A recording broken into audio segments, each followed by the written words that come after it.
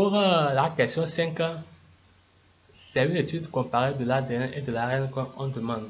Parce que quand on voit, on n'a pas dit de comparer l'élément 3 et l'élément 5.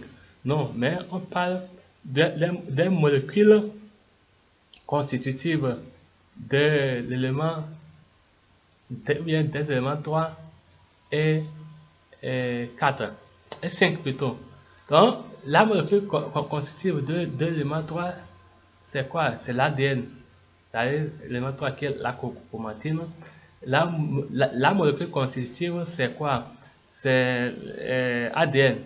Et quand on prend le 5, la molécule constitutive du 5, c'est quoi? C'est l'ARN. Donc, on n'a pas demandé de comparer la chromatine et le nucléaire, mais on demande de comparer plutôt les molécules qui constituent, bien les molécules constitutives de ces éléments-là. Alors, ce qui revient à faire une étude comparée de l'ADN et de l'ARN.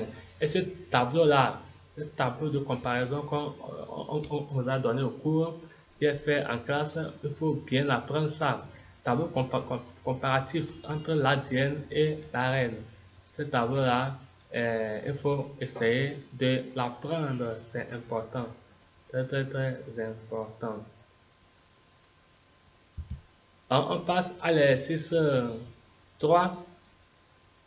Exercice 3, petit 1. A. Les structures qui permettent d'admettre que la paramétrie est une cellule sont une membrane plasmique qui renferme un cytoplasme contenant un noyau avec des inclusions.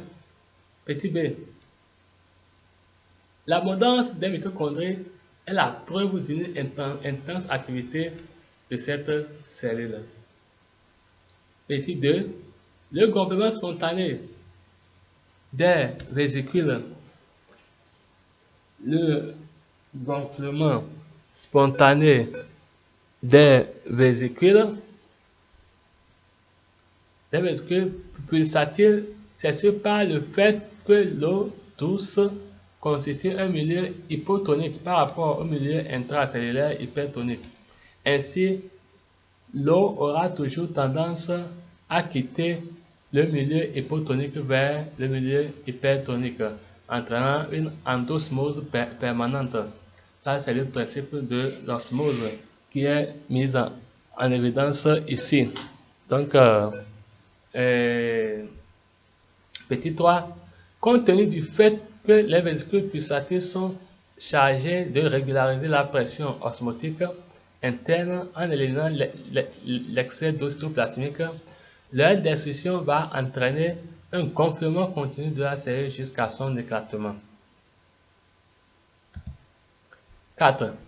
Si la destruction des mitochondries entraîne un gonflement continu de la cellule jusqu'à son éclatement, on en déduit que la régularisation de la pression osmotique interne est un transport actif, c'est-à-dire que les contractions rythmiques des vésicules pulsatiles ou bien des vacuoles pulsatiles requièrent de l'énergie d'origine mitochondriale.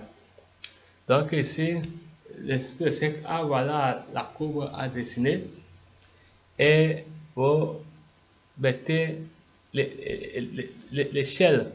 Voilà, vous mettez l'échelle qui a servi, qui vous a servi à faire cette courbe. Et voilà ce que ça donne. Voilà. Donc, on va aller en petit b. La concentration de NaCl isotonique au contenu cellulaire est 1%, car les vésicules se contractent moins et au-delà de cette concentration, la fréquence est quasiment invariable. Donc la pression, pour la formule de la pression osmotique, voilà, on a pi égale à alpha R T. Voilà, alpha R C T. Et si alpha est égal à N, donc on a quoi? Pi sera égal à N.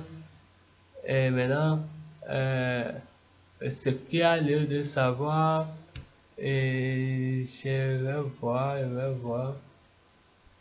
Ici, les formules sont un peu décalées par rapport à notre PowerPoint. Donc, si vous voyez bien, euh,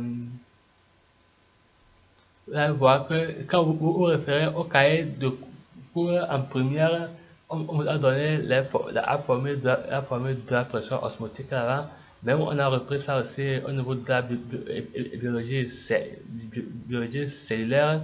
Donc vous allez voir ici qu'il y a un décalage un peu à ce niveau par rapport à ici c'est le grand thème là, c'est la masse molaire.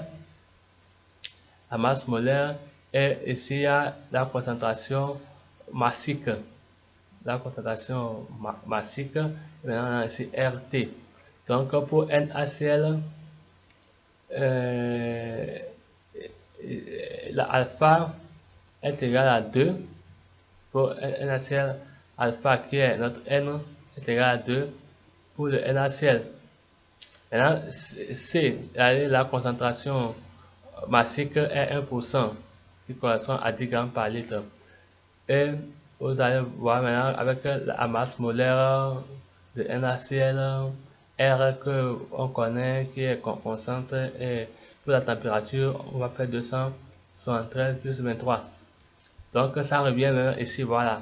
On a alpha qui est le 2 fois C sur M. Voilà, C sur M fois R qui est 0,082 fois T maintenant qui est 296. Donc on va se retrouver avec pi égale à 8,9 atmosphères. Donc c'est ça qu'on a donné encore ici. Maintenant, calculons la concentration d'une solution de saccharose isotonique à NaCl. Soit N', le coefficient de dissociation de saccharose. Donc, N' est égal à 1. Donc, C', la concentration de saccharose. Donc, on aura pi de saccharose égale à pi de NaCl au contenu isotonique ça. Donc, quand on se réfère aux formules, à la formule, ça va nous donner N', C' sur N' RT qui sera égal à quoi? NC sur M sur M. Donc RT, d'où on a N' égal à N. Donc, ce qui va revenir ici, il y a vraiment un décalage au niveau des formules. Décalage, c'est-à-dire lié à la machine. Donc, ici, ça va, on se retrouve, je vais voir, voilà. Donc, là, il y a un peu de décalage assez par rapport à ici. Mais quand vous allez poser la formule de l'égalité, vous allez essayer de tirer, c'est une formule mathématique, vous tirez. Et ce que on demande, c'est aller C', et voilà, vous allez faire les calculs, faire l'application numérique, et vous allez voir les résultats. Vous faites vous calculez sur votre machine quoi, pour voir si vos résultats seront conformes à ça. Et si vous avez une inquiétude, ne tardez pas de poser ça. Voilà, exercice 4. Analyse. Donc, analyse, quand on dit analyse, c'est dire ce qu'on voit. Ce qu'on voit. Et maintenant, quand on vous dit d'interpréter, c'est dire, expliquer ce qui est caché derrière ce qu'on voit là.